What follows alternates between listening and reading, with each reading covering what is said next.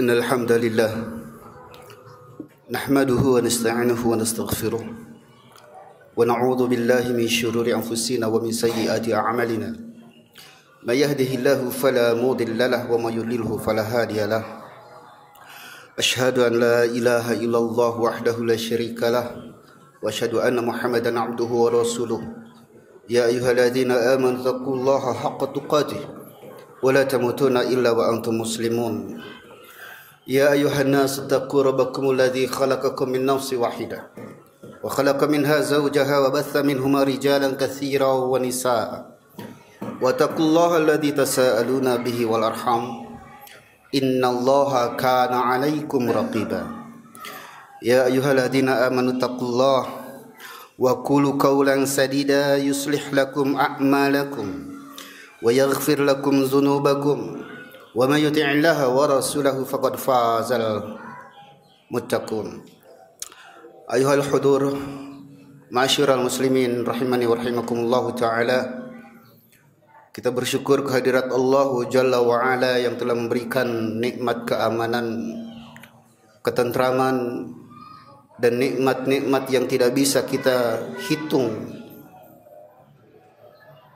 Di hari yang berbarokah ini, khatib menyampaikan dari sebuah himbauan, dan himbauan ini datangnya dari Kedutaan Besar Palestina, di mana beliau menghimbau agar diserukan khutbah Jumat besok. Artinya undangan itu adalah hari sebelumnya, dan besok hari ini adalah berbicara tentang Palestina dan tentang Masjidil Aqsa, di mana undangan tersebut tertanggal Jakarta 12 Oktober 2023 dari Embassy of the States of Palestine Jakarta, Indonesia. Dia menyampaikan kepada yang terhormat Ketua atau pengurus masjid-masjid di Indonesia. Beliau sampaikan, Assalamualaikum warahmatullahi wabarakatuh, mengutip sebuah ayat, tetapi jika mereka meminta pertolongan kepadamu dalam urusan pembedaan agama, maka kamu wajib memberikan pertolongan.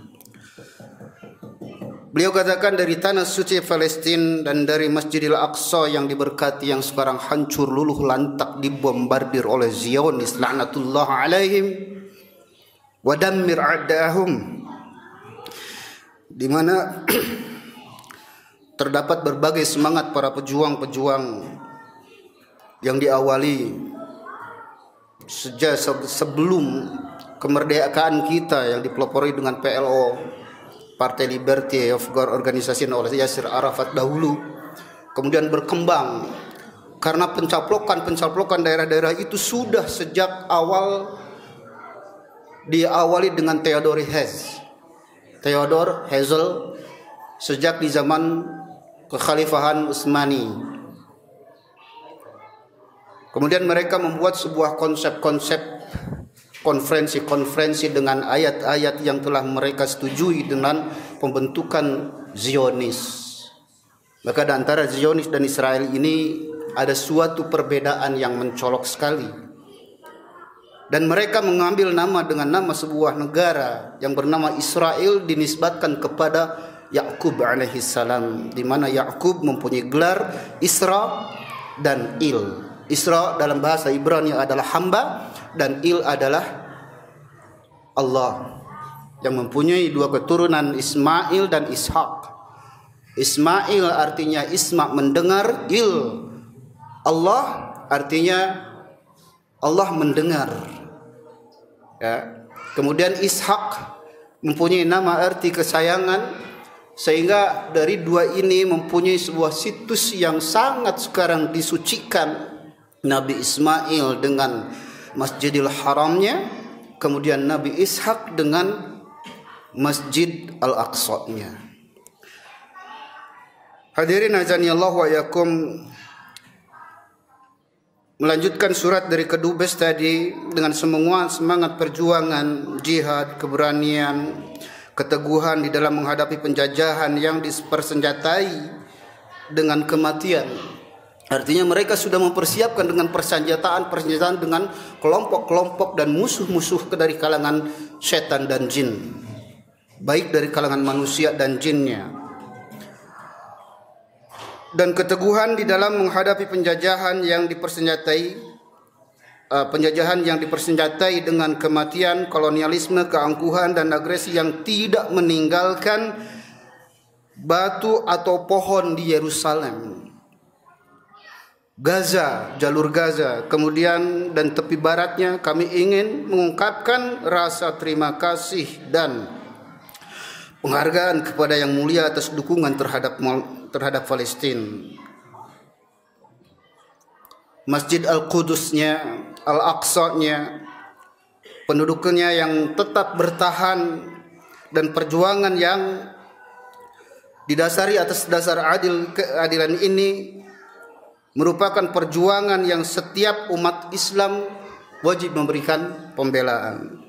Maka di tengah serangan-serangan terus-menerus Israel terhadap rakyat kami, yaitu Palestina, yang telah mencapai tingkat genosida, artinya adalah pemusnahan massal dari bangsa Palestina, maka kami menghargai dukungan yang mulia kepada saudara-saudara kami di Baitul Maqdis dan sekitarnya. Dalam hal ini kami berharap agar khutbah Jumat yang akan disampaikan pada tanggal 13 Oktober 2023, yaitu hari sekarang, di masjid-masjid di Indonesia berbicara tentang Palestina, Baitul Maqdis, Masjidil Aqsa yang diberkati, dan menegaskan bahwa pendudukan Israel terhadap Palestina adalah pelanggaran hak-hak yang sah, sebagaimana halnya dengan semua bangsa yang ada di seluruh dunia. Ini ditandatangani oleh HE Mr. Zuhair SM, Duta Besar Palestina. Hadirin azani Allah wa iyyakum rahimani wa rahimakumullah taala. Tentunya Allah Subhanahu wa taala sudah memberikan peringatan terhadap tipikal tabiat dari bangsa-bangsa Yahudi, di mana mereka menunggu kedatangan nabi terakhir, namun bukan dari kalangan mereka dan datang dari bangsa Arab yang disebut dengan Semitisme, lalu mereka enggak menerima.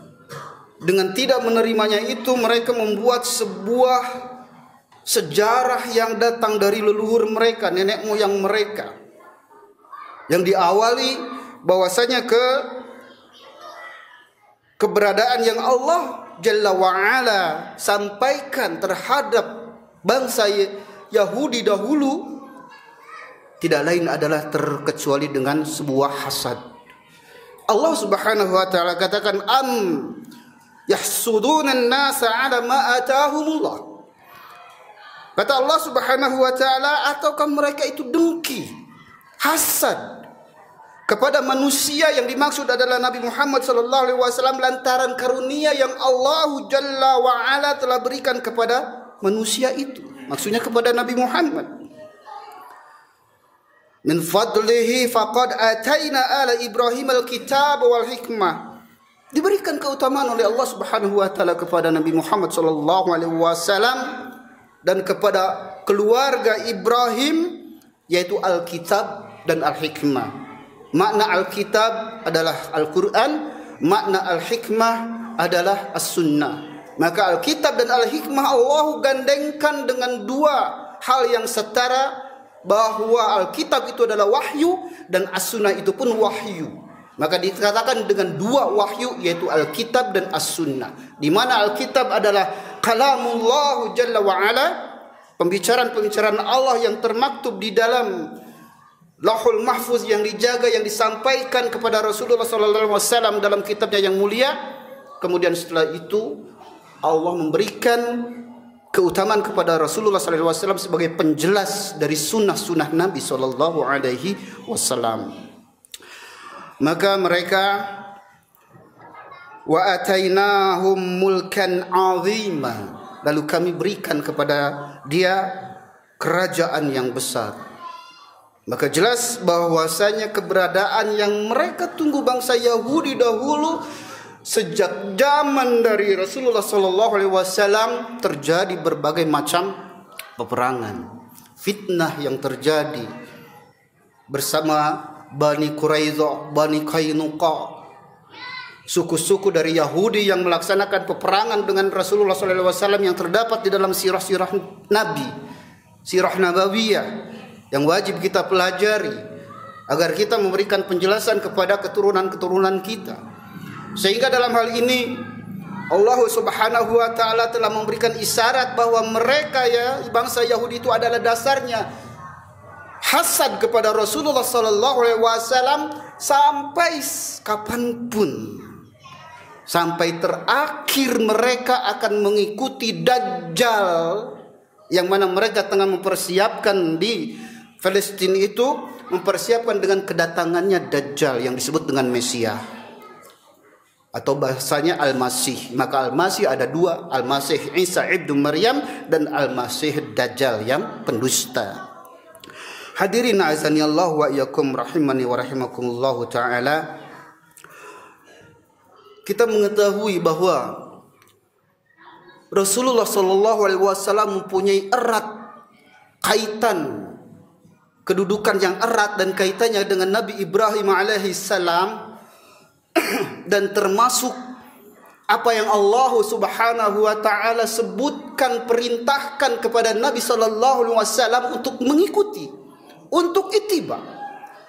Biasanya ittiba itu adalah kepada level yang di atasnya. Artinya kepada nabi-nabi yang ada di atasnya. Sebelum Nabi Muhammad lahir berarti Isa alaihissalam, tetapi Nabi tidak disuruh oleh Allah Subhanahu wa taala untuk mengikuti Isa. Akan tetapi Nabi SAW disuruh untuk mengikuti Nabi Ibrahim dengan ayatnya yang mulia, fattabi'u millata Ibrahim kana hanifa. Ikutilah oleh Muhammad milahnya Ibrahim yang hanif. Hanif ini dalam makna laisal i'wijaj, tidak ada kebengkokan di dalam tauhid. Maka Ibrahim alaihissalam menjadi pencetus dari manasik-manasiknya yang ada, sirah-sirahnya yang tertinggal sampai sekarang. Peninggalannya adalah Al-Aqsa dan peninggalannya juga adalah Masjidil Haram.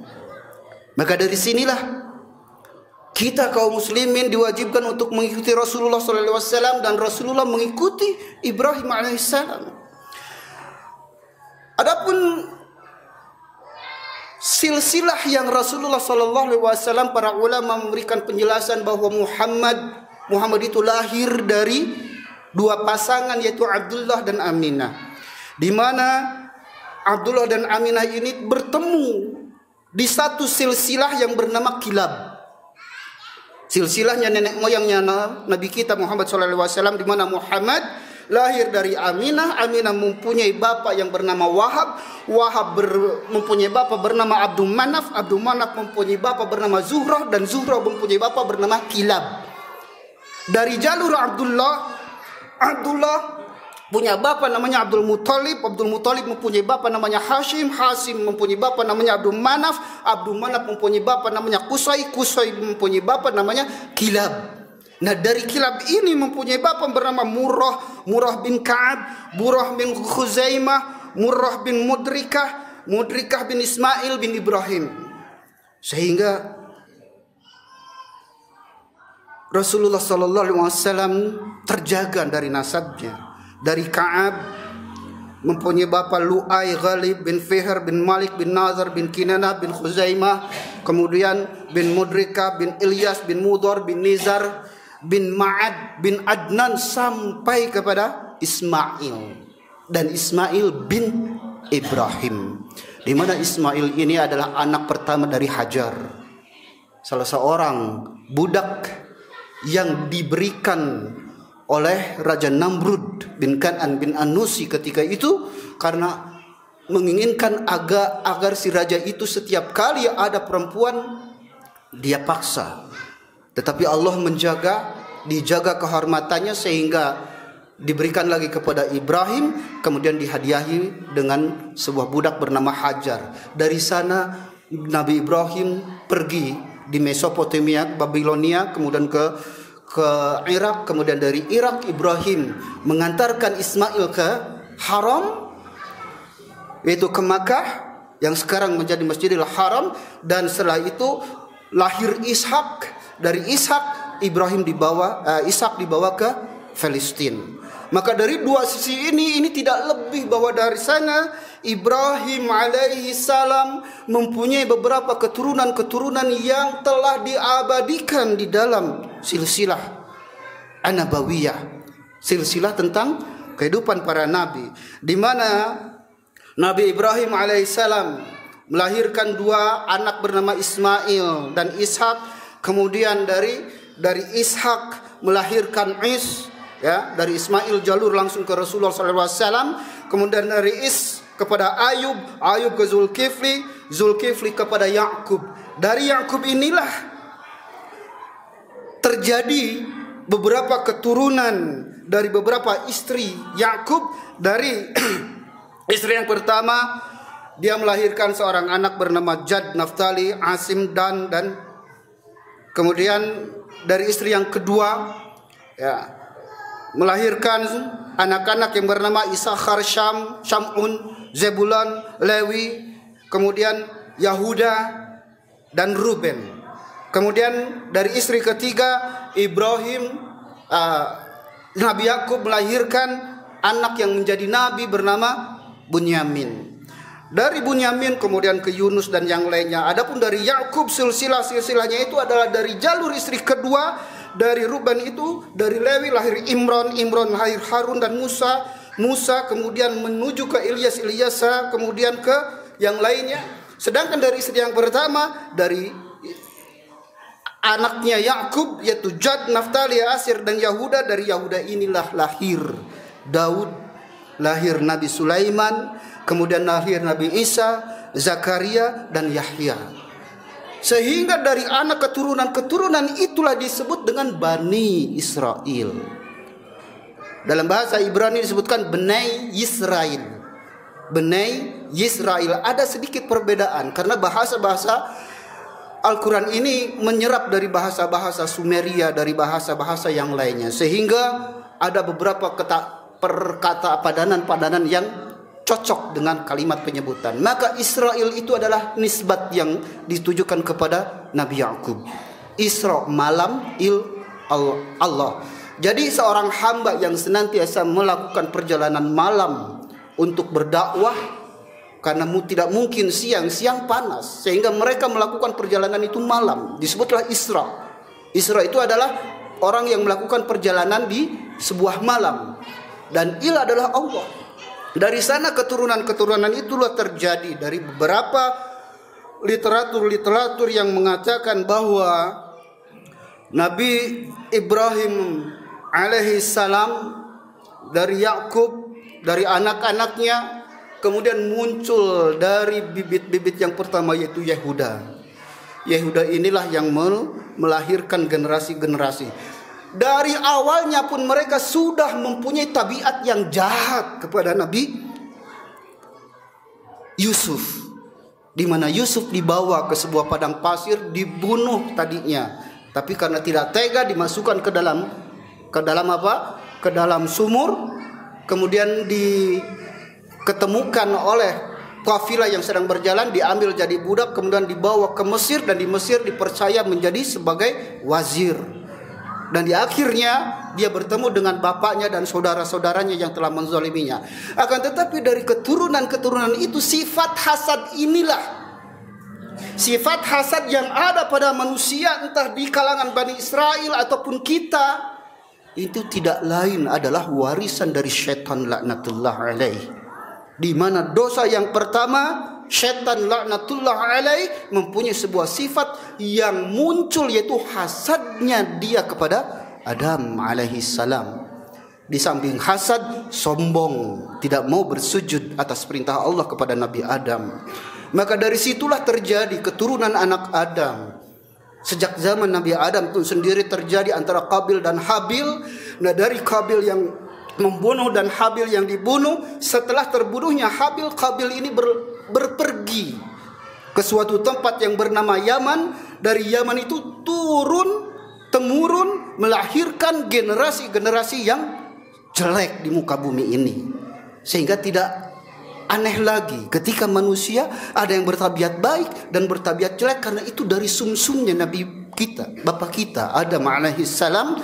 Kemudian kejelekan itu datang dari sifat waswas setan kepada Qabil tadi, sehingga apa yang terjadi?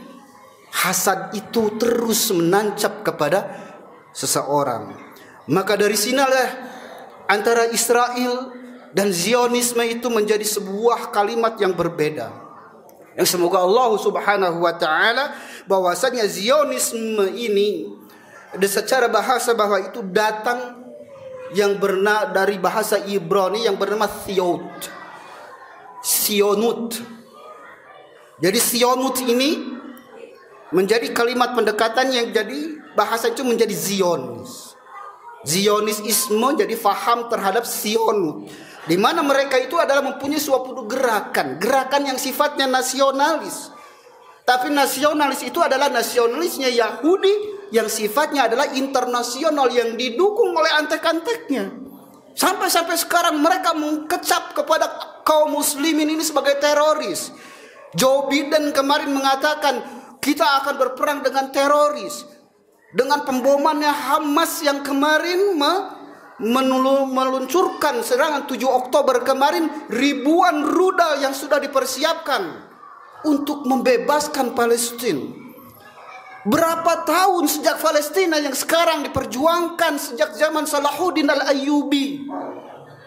Di abad 500 tahun Salahuddin Al-Ayyubi membebaskan Palestina selama 95 tahun dan bebas. Dibiarkanlah Yahudi, dibiarkanlah Nasrani. Orang Nasrani pun mengakui bahwa yang memberikan pembelaan, yang menjaga masjid itu adalah kaum muslimin, bukan Yahudi. Sehingga mereka dibenci juga oleh Yahudi, orang-orang Nasrani. Di Palestina itu tercampur perjuangan nasionalis mereka. Dari sisi nilai nasionalis, dari aspek agama, tidak lain di sana ada masjid yang mulia, Masjid Al-Quds, Qubat Sakhra, Kubah yang menjadi situs Rasulullah SAW Isra dari Madinah, dari Makkah ke Palestina, dari Yerusalem langsung ke Sidratul Muntaha, menjadi situs yang sangat berbahaya, yang diabadikan oleh Allah Subhanahu wa ta'ala.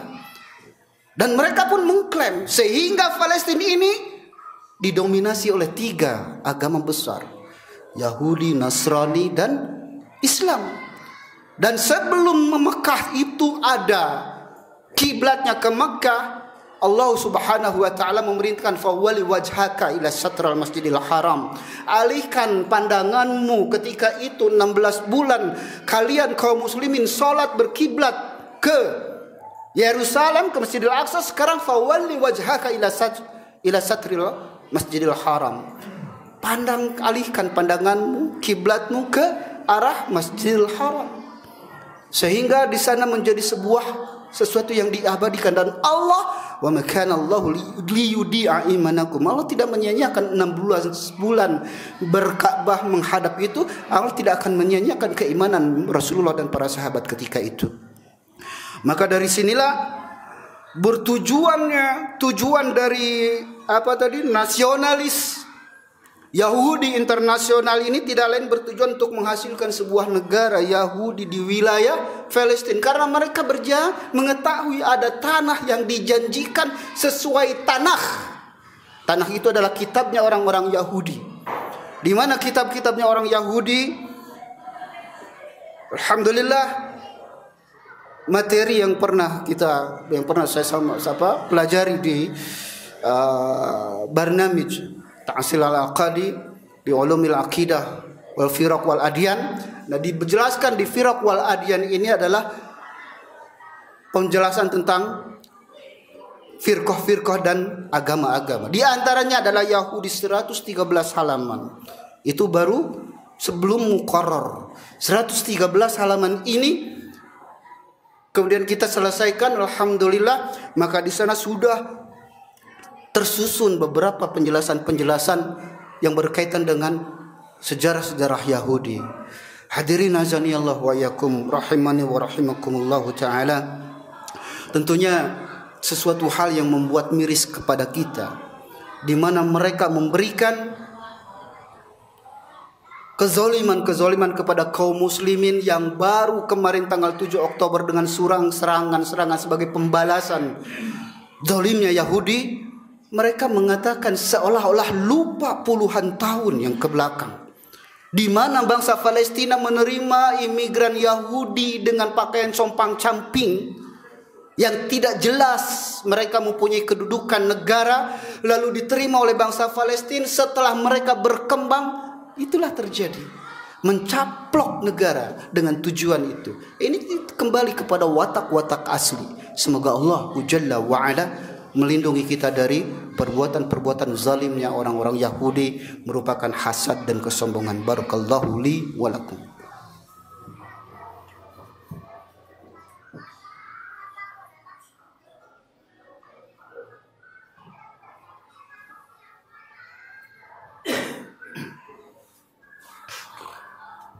Innal hamdalillahi hamdan katsiran tayyiban mubarakan fihi kama yuhibbu rabbuna jalla wa ala. Asyhadu an la ilaha illallah wahdahu la syarikalah iqraran bihi wa tauhidan, wa asyhadu anna Muhammadan abduhu wa rasuluh sallallahu alaihi wasallam tasliman mazidan, amma ba'd.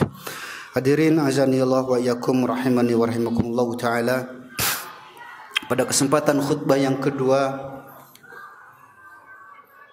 himbauan yang disampaikan oleh Kedubes bukan hanya cuma memberikan penjelasan saja, akan tetapi menancapkan rasa cinta kita kepada kaum muslimin dimanapun berada, karena mereka adalah saudara-saudara kita seiman, dan mereka yang berjuang pun tidak sama, motivasi mereka berjuang pun tidak sama. Di Palestina itu bukan cuma Islam saja yang berjuang, orang-orang Nasrani, Kristen yang dizalimi oleh Yahudi pun mereka berjuang. Dan mereka lebih dekat kepada orang-orang Islam karena mereka faham dengan maksud kaum muslimin itu. Adapun orang-orang Yahudi yang lebih jelasnya adalah Zionisnya, itu pun ditentang oleh Yahudi Ortodoks. Sehingga beberapa pertikaian yang terjadi antara Zionis dan Yahudi itu pun terjadi di kalangan mereka. Yahudi Ortodoks yang memegang teguh agama Yahudi, mereka berseberangan dengan faham Zionis, karena mereka mengetahui bahwa Zionis itu tidak ada di dalam kamusnya.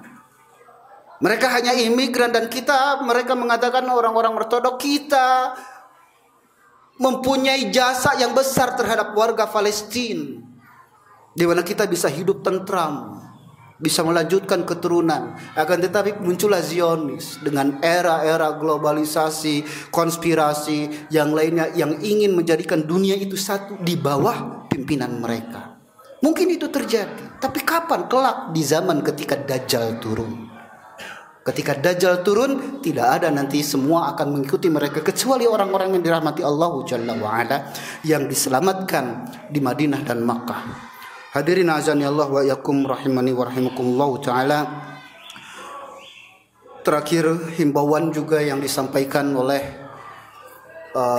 instansi-instansi agar kita senantiasa mendoakan kepada kaum muslimin di Palestina dengan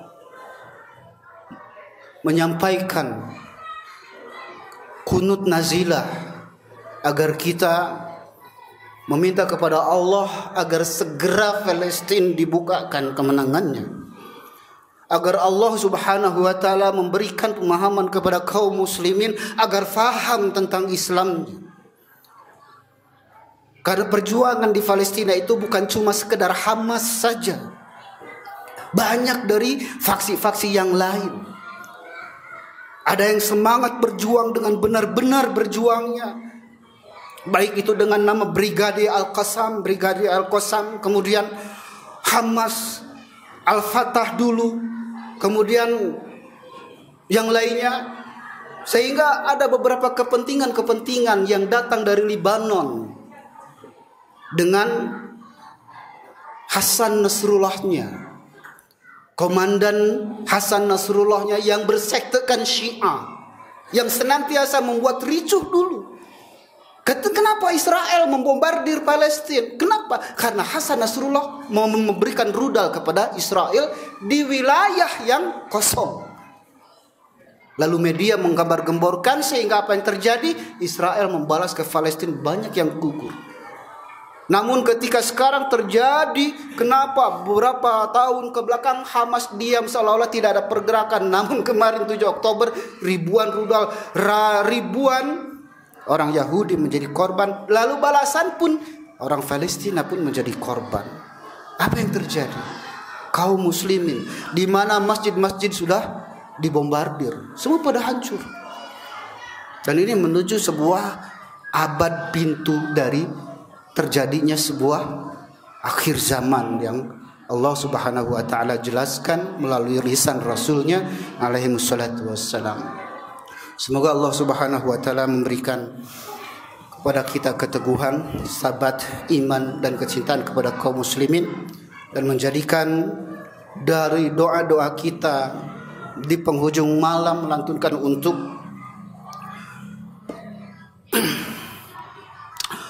kebebasan dan kemenangan saudara-saudara kita kaum muslimin di Gaza.